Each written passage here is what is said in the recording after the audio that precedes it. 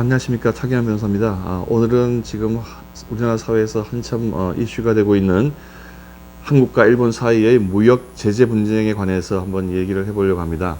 우선 아베 수상이 왜 이 문제, 한국에 대해서 무역 제재 조치를 꺼내들었는가 하는 것부터 한번 살펴보겠습니다.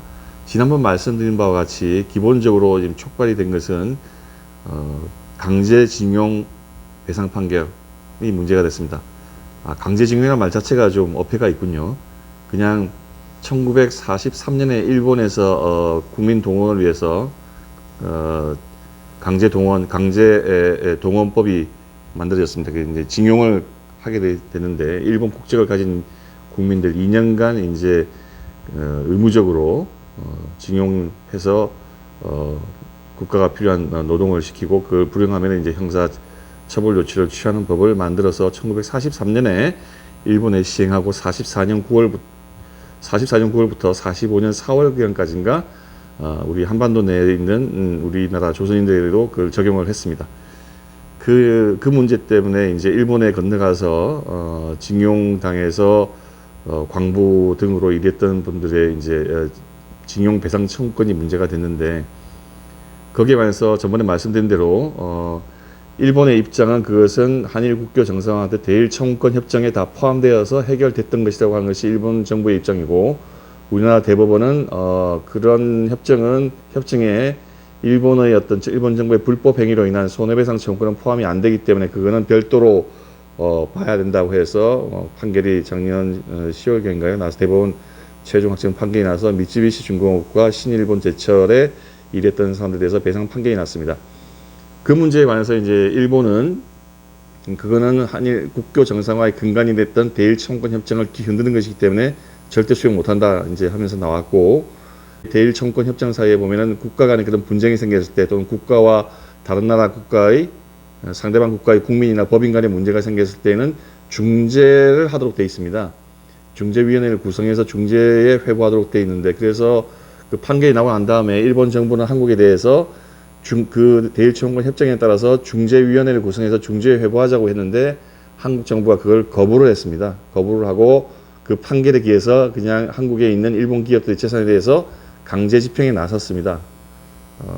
우선 청구권이 거기 그런 징용당했던 광부들의 징용배상 청구권이 대일 청구권 협정에 포함되느냐 안 되느냐 사이에도 지금 기존 60여 년 동안에 다뤄왔던 것을 입장을 한꺼번에 바꾼 한국 정부의 판단이나 이런 것도 상당히 논란의 여지가 있지만 그 판결이 나고 난 다음에 일본 쪽에서 대일 청구권 협정에 따라서 중재 회부하자는 그 논의조차 거부했던 상황이기 때문에 일본 정부에서는 한국 정부의 조치에 대해서 신뢰를 할 수 없다. 기본적으로 협정을 지키려고 하는 의사가 없다라고 이제 판단을 하고 나온 것으로 보입니다. 즉 가장 근본적인 원인은 그것이고 두 번째는 저번에 말씀드린 것처럼 위안부 문제에 대해서 93년 고노다마 이후에 아시아 여성기금을 만들어서 일본이 나름 성의를 보인다고 했는데 거기에 민간기금이 조금 포함됐다는 것을 이유로 정대협 등에서 그것은 일본 정부가 책임을 회피하는 것이라고 이야기를 하니까 박근혜 정부 때 다시 일본 정부가 정부 예산임을 확실히 밝히고 아베 수상이 사죄의 의사를 분명히 표시를 하고 화해 치유 재단을 만들었는데 그것을 문재인 정부가 들어서 일본 정부와 아무런 협의나 합의 없이 일방적으로 재단을 해체해 버렸습니다. 그것도 양국 간의 신뢰관계를 굉장히 훼손시킨 거죠. 그 감정적으로 좀 앙금이 쌓였는데 초계기 레이더 사건이 터지면서 이게 한일 사이에 동맹국가가 맞느냐는 어떤 행동으로 의심을 받는 행위가 있었고 우리나라는 정부는 이제 아니라고 하지만 그 문제에 관해서도 상호 어떤 우호적인 분위기 속에서 원인 규명을 한다든지 그런 거 없이 그냥 서로 간에 논쟁만 하고 말았어요. 거기다가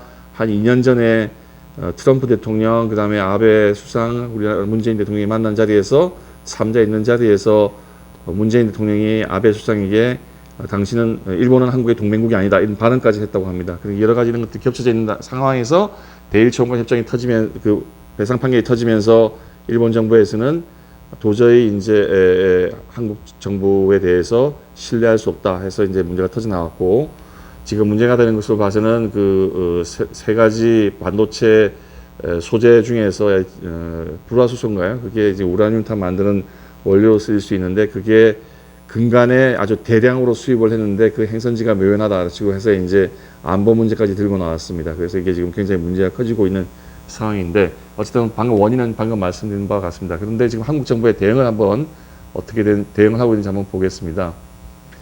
제일 처음에 문재인 정부가 첫 번째 반응은 일본에 대해서 정치적 이유로 무역 제재를 하는 것은 자유무역주의 정신에 반한다, 바스나라 협정에 반한다, 뭐 이렇게 하고 나왔는데 지금 일본이 한국에 대해서 그 반도체 제조에 필요한 그 소재나 이런 것들을 수출하지 않겠다는 게 하는 것이 아닙니다.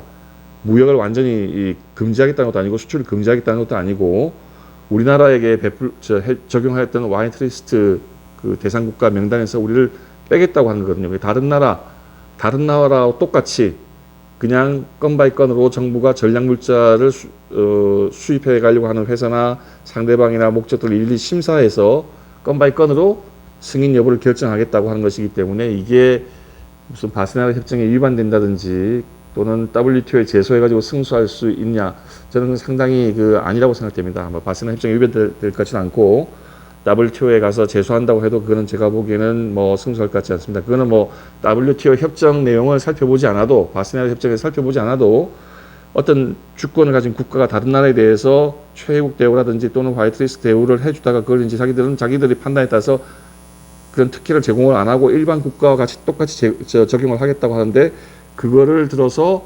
뭐 무역 제재니 뭐 그렇게 또 협정 위반이니 WTO 협약 위반이니 그런 주장은 받아들여질 것 같지가 않습니다. 그 다음에 지금 또 오늘 보니까 대통령 발언 중에서 자력갱생을 주장하시는데 그거 발언을 듣고 굉장히 좀 충격이면서 도대체 이 문재인 정부가 경제 운영을 어떻게 하려고 하나는 어떤 좀 한심한 생각이 들었습니다. 예. 지금 우리나라 같은 수출을 위주로 하는 나라는 모든 어떤 산업 분야에 필요한 소재나 부품을 우리나라에서 다 생산한다고 하는 것은 가능하지도 않을 뿐만 아니라 결코 바람직한 것도 아닙니다. 우리나라가 어떤 하나의 제품을 만들 때 핸드폰이면 핸드폰 그 하나의 제품을 만들 때 거기에 들어가는 모든 소재와 부품을 국산화한다는 것은 불가능하고 설사 만든다고 하더라도 지금 이미 세계 시장을 제패하고 있는 다른 나라의 아주 좋은 상품을 쫓아간다는 것도 사실상 그렇게 현실성 있는 이야기가 아닙니다.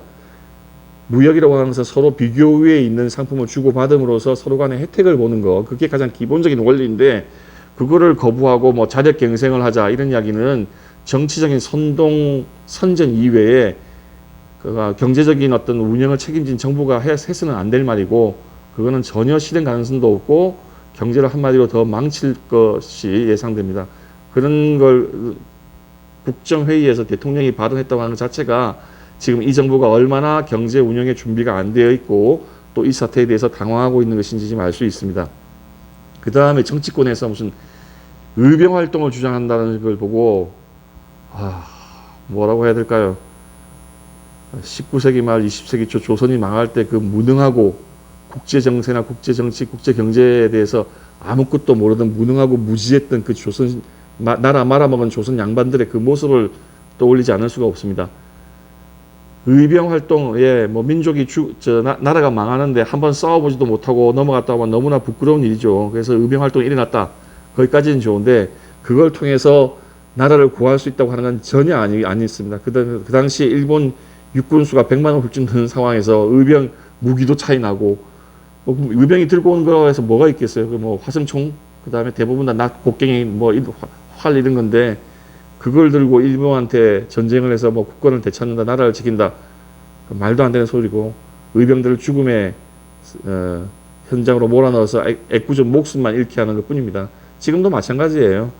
뭐 일본 제품 불매운동, 뭐 또는 뭐 일본 차에 또 오물투척, 그거는 국격을 떨어뜨릴 뿐만 아니라 우리나라 국민들에게 피해를 더 키우는 일밖에 더 이상 아무것도 아닙니다. 그래서 뭐 정말 정치권에서 그렇게 한다는 것은 결국은 반일 감정을 일으켜서 정치적 이득을 보겠다는 것 이외에 아무것도 아니고 집권 여당에서 그런 발언을 하고 그런 활동을 위한 위원회를 만든다고 하는 것은 이 정권과 이 정부 여당이 얼마나 경제를 더 나락으로 몰고 갈 것인지 암담하기만 합니다. 또 재벌들의 오너나 또 경영진들을 불러서 지금 뭐 다그쳤다고 하는데 왜 이런 거 준비 안 했냐는 식으로 다그쳤다고 하는데 한마디로 웃기는 이야기입니다. 이 사태를 일으킨 것은 65년 동안 그나마 이렇게 갈등이 뭐 한일 간에 있었다 하더라도 진행되어 오고 있던 한일 간의 관계, 또 우리가 그걸 통해서 경제 개발을 하는데 상당한 이득을 본 것도 사실이고 일본을 많이 활용해 온 것도 사실입니다. 근데 그걸 깨뜨리고 한 것은 지금 단 2년간에 지금 이루어진 문재인 정권의 책임이거든요.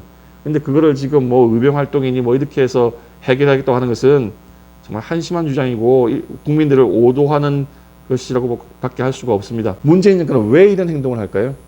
그거는 제 생각에는 문재인 정권의 주축을 이루고 있는 인물들이 전부 대부분 1980년대 대학 시절을 보낸 분들입니다. 1980년대 대학 시절은 운동권적인 좌경 시각이 대학가를 지배했고, 서정가를 보면은 뭐 1980년대부터 2000년대 지금 한 몇 년 전까지 서정가의 베스트셀러의 목록을 보면 거의 정치, 사상, 역사 부분은 좌경의식 또는 좌경적인 시각을 깔고 있는 책들이 거의 독차지했습니다. 그러니까 한국 문화나 또는 한국인들의 어떤 의식을 지배하는 것이 다 좌경의식화되어 있는 것들이고요. 그러다 보니까 민족해방적인 시각, 반제국주의, 일제강점기에서 피해를 봤다는 시각, 그런 시각들이 지금 정부 여당 인사들의 머릿속에는 뿌리 깊게 잠재의식 속에 저는 있다고 봅니다. 그래서 자신도 모르게 그런 시각으로 세상을 바라보는 것이죠. 그러나 사실은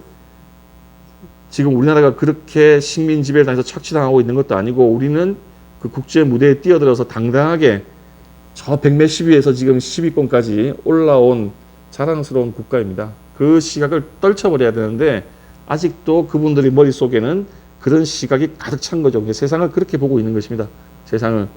80년대 제가 처음 대학 들어갔을 때 81년도에 종속이 일어나는 것이 굉장히 유행을 했습니다. 세계 자본주의 중심국집에는 미국과 일본 그리고 유럽 같은 선진 자본주의 국가들이 있고, 후발주자인 우리나라 같은 나라는 자본주의 주변부에 있어서 계속 이득을 빨리 들어가기 때문에 영구히 우리는 종속적인 지위에 있을 수밖에 없다. 지금 그런 상황입니까? 우리가 미국과 무역을 하면서 계속 우리는 이득을 봐왔습니다. 계속 이득을 봐왔습니다. 우리가 과연 자본주의 주변부에 있어서 계속 수탈당하고 있는 건 결코 아니죠. 그렇게 역사가 30년, 40년 동안 그걸 증명했음에도 불구하고 정부 여당 인물들의 머릿속에는 계속 그 의식이 남아있는 겁니다. 그럼 앞으로는 어떻게 될까요? 지금 방금 말씀드렸듯이 문재인 정권의 인사들의 그 경직된 사고방식에 비추어서 이 사태는 단기간에 해결될 가능성보다는 사태가 장기화될 가능성이 더 큽니다. 이 정권은 지금 미국에 대해서 중재를 해달라고 했는데, 미국은 보도된 바에 따르면 우리가 왜 중재해야 되냐고 통상적인 과정에 비추어서 지금은 발을 한 발짝 뺐습니다. 중재 안 할 것입니다. 왜냐하면 제 개인적인 생각으로는 미국은 대북 제재를 강경하게 밀고 나가려고 할 때마다 한국이 뭐 금강산 관광 재개해달라, 또는 개성공단 재개해달라, 또는 뭐 인도 지원을 하겠다 해서 계속 엇박자를 내왔고, 문재인 대통령이 세계 여러 나라 돌아다니면서 대북 제재 해제를 요청해 왔고, 영변 뭐 핵시설 폐기만으로는 뭐 CBID라든지 또는 FFVD라든지 이런 게 아니라고 이야기하는데도 계속 그것으로서 아주 중요한 뭐 돌이킬 수 없는 비핵화가 진전된 것이라는 주장을 하고 계속 미국하고 엇박자를 내왔죠. 문재인 정권에 대해서 어느 정도 견제를 해야 된다 지금 미국 정부는 생각하고 있습니다.